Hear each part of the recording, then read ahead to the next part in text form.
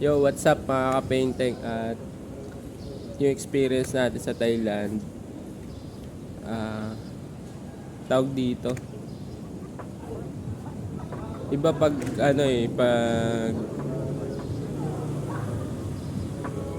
pag high ka talaga. Iba yung pakiramdam mo. Tapos lalo pag solo baliw ka pa. Ako kasi sa akin lang napadami yung bili ko. So ngayon, tinapon ko na yung ibang weed. At siyempre magbabago na tayo. Last na to yun. Kaya kumbaga, pinayagan ako mag-weed. Tinake ko yung weed kasi nandito na din baga may experience mo. At ang sakit niya sa ulo guys, di siya nakakatulong sa bakasyon.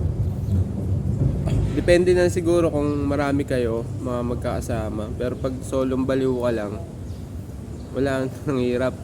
Nakakatuwa dito yung may mga Pinoy din, may mga Pinoy ka mamimit. May mamimit ka mga Pinoy.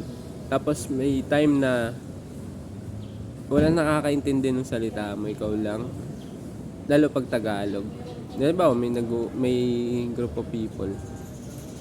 May pinag-uusapan kayo. Hindi na nagigets kung ano yung mga sinasabi. Kagaya nito, may mga tao sa paligid ko.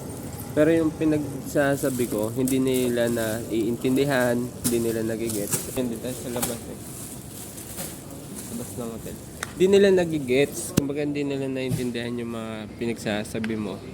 At yun, at may mga sa pagbili naman ng weed, depende sa tama yung ano mo. Yung hindi ka na nakakapag-boost ng emotion, yun yung pinaka parang yun yung nabili ko parang masyado akong sa nag-overthink, yun yung experience ko dito. At wala, that's happened. At lang tayo, tuloy-tuloy pa rin sa pangarap natin na may present yung painting na meron tayo. Basta gamitin natin tong yung social media para i-share yung mga experience natin. At tuloy-tuloy pa rin tayo, tuloy-tuloy lang tayo sa mga ginagawa nating mga bagay. Sa gamitin natin yung accessibility natin yung social media para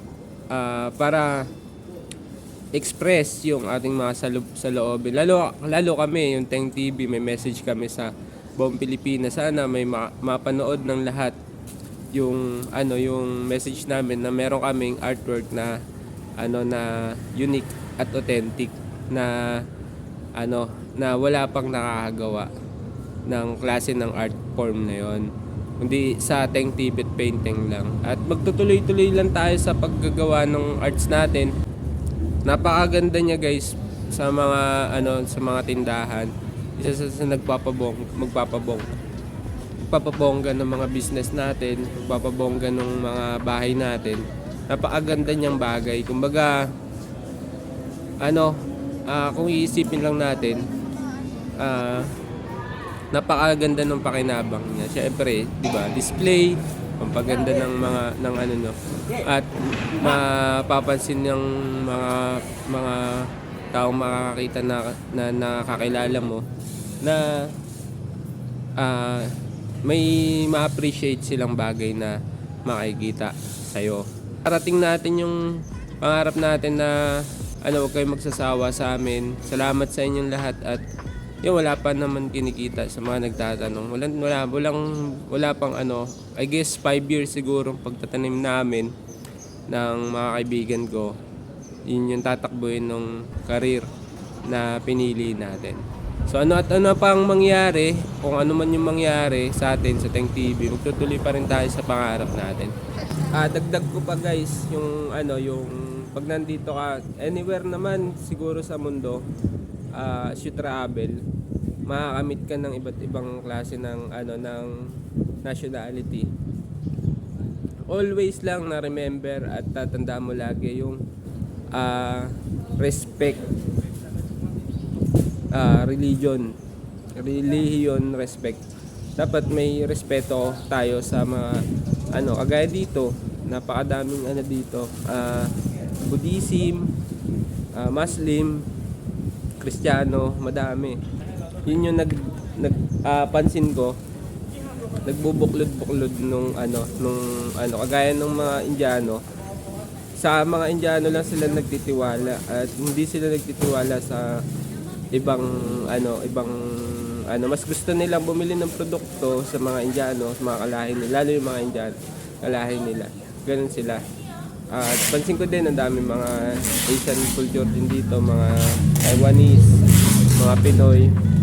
Yun. Kanya-kanyang respeto lang sa mga activity. Yun yung pinaka-importanteng taglay mo kapag nagro-roam ka o pupunta ka ng ibang lugar. At aware din dapat tayo sa religion. Respeto lang sa yung respeto natin sa isa't isa. So yun, at tuloy-tuloy lang sa paglikha, tuloy-tuloy sa paggawa. Ito ang painting.